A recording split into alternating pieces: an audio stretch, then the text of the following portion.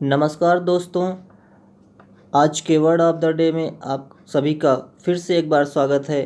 तो आज के वर्ड ऑफ द डे में हम करते हैं कुछ वर्ड जैसे कि बदला लेना। गाइस, हिंदी में बदला लेना को हम क्या कहते हैं इंग्लिश में, ये जानेंगे। तो बदला लेना को इंग्लिश में कहते हैं एवेंज, AVENGE। ओके। और रिवेंज भी कहते हैं। रिवेंज का मतलब बदला लेना होता है। ये कॉमन सा वर्ड है, सबको पता होगा। REVENGE स्पेलिंग देख लेते हैं। इसके बाद रेडनेस, रेड याद रखना गाइस। जब रेड जो कलर होता है, रेड का मतलब क्या, ब्लड। बदला लेते हैं ना, तो उसमें रक्त की नदियाँ बहती हैं, तो वहाँ से आप इसको याद रख सकते हो। रेडनेस मीन्स बदला लेना। इस प्रकार से आपके लिए याद रखना आसान हो जाएगा। और अगर इसका एंटोनिम्स की बात करें तो क्या हो सकता है, बदला लेना का जो है एंटोनिम्स हो सकता है चीयर, मतलब खुश होता है। कंफर्ट मतलब आराम होता है। इनकरेज का मतलब होता है प्रोत्साहित करना किसी को। तो इसको हमें सेंस समझना है, उसके अकॉर्डिंग हमें एंटोनिम्स याद रखना है। तो एंटोनिम्स क्या कह सकते हैं, एवेंज का एंटोनिम्स चीयर, कंफर्ट, इनकरेज हो सकता है। रिवेंज का भी एंटोनिम्स यही ले सकते हैं, चीयर, कंफर्ट, इनकरेज। रेडनेस का भी एंटोनिम्स चीयर, कंफर्ट और इनकरेज ले सकते हैं। ओके, एग्जाम्पल समझते हैं कैसे इसको सेंटेंस में यूज़ करेंगे। गाइस, इसका यूज़ करना मोस्ट इम्पोर्टेंट होता है कि हम वर्ड को, शब्द को कैसे यूज़ करते हैं, कैसे प्रयोग करते हैं, तभी हमारी जो है कोई भी भाषा हो वो इम्प्रूव होती है। तो आइए जानते हैं इसको। जैसे कि उन्होंने अपने पिता के हत्यारे को दंडित करके अपने पिता की मृत्यु का बदला लेने की शपथ ली। तो इसको हम इंग्लिश में क्या बोलेंगे, दे वोव्ड। वोव्ड का मतलब होता है शपथ लेना। They vowed to avenge the death of their father by punishing his killer. कि उन्होंने अपने पिता के हत्यारे को दंड देकर अपने पिता के मृत्यु का बदला लेने की शपथ ली। अब आज जानते हैं नेक्स्ट वर्ड। नेक्स्ट वर्ड है आपका हानिकारक, जो कि एक एडजेक्टिव है। हानिकारक को इंग्लिश में हम कह सकते हैं डिलीटेरियस। क्या कह सकते हैं, डिलीटेरियस, DELETERIOUS।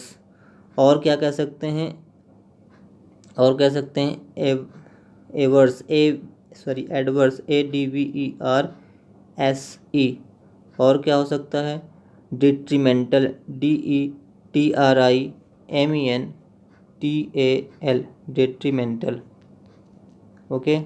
और क्या कह सकते हैं हानिकारक को, और हम क्या कह सकते हैं, डैमेजिंग कह सकते हैं, DAMAGING, डैमेजिंग। या फिर हार्मफुल, क्या हो सकता है, हार्मफुल हो सकता है हानिकारक। नेक्स्ट वर्ड पे चलते हैं।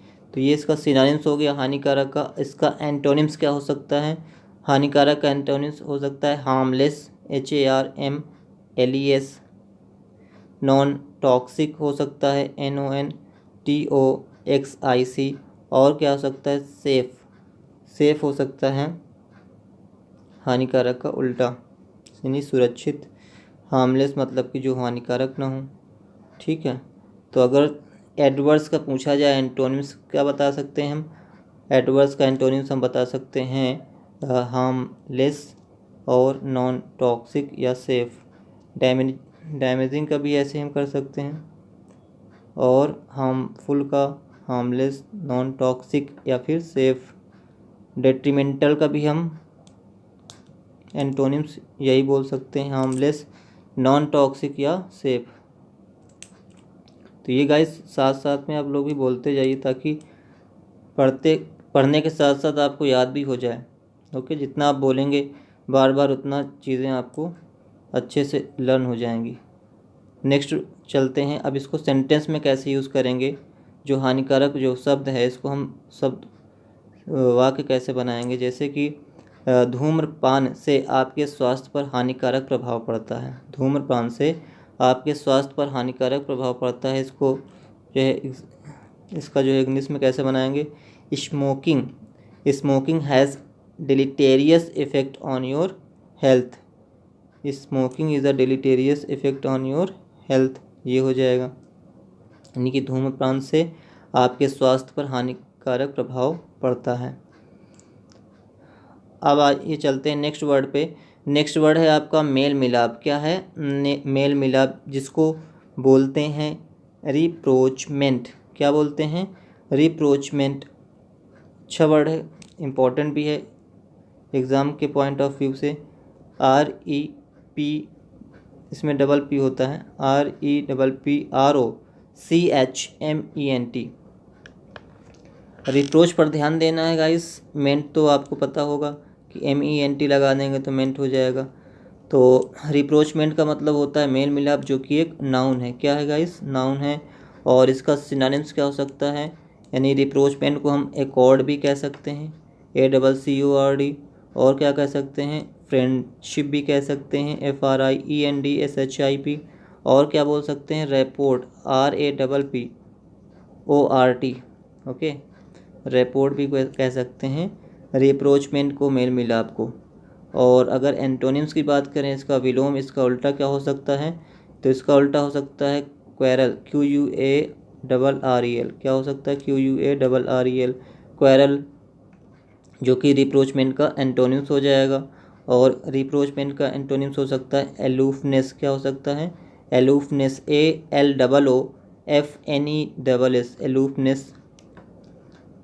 और क्या हो सकता है, डिसएग्रीमेंट। रिप्रोचमेंट का एंटोनिम्स क्या हो जाएगा, डिसएग्रीमेंट।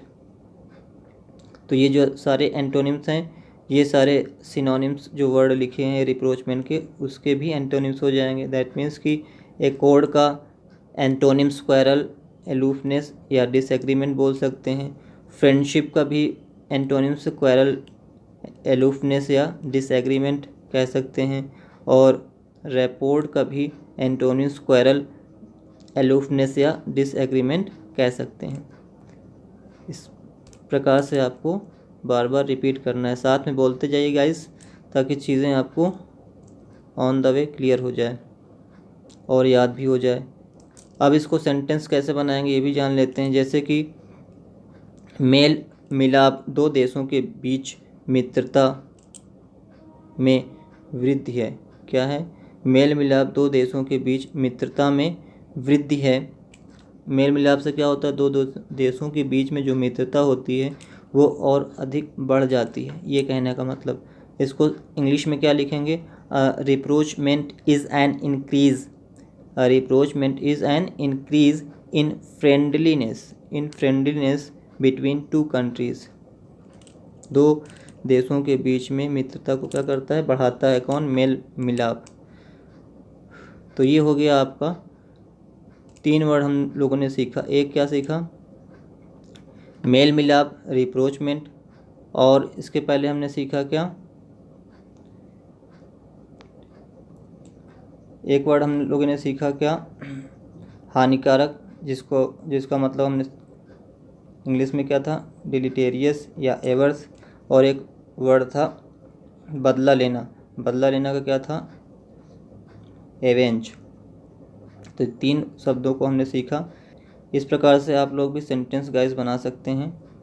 आप लोग भी कोशिश करिए ताकि अधिक से अधिक वर्ड आप जल्दी से जल्दी सीख सकें। तो आज के लिए गाइस बस इतना ही।